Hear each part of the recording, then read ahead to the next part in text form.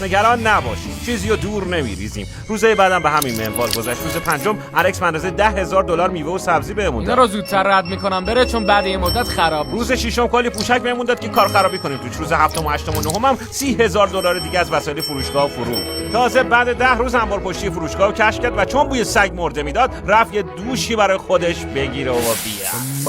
و با صابون گلنار خودش رو شست. سلام، اوضاع چطوره؟ بس سلام ببین الان دلم میخواد راستشو بهم بگی، چند روز دیگه میتونی دووم بیاری نمیری؟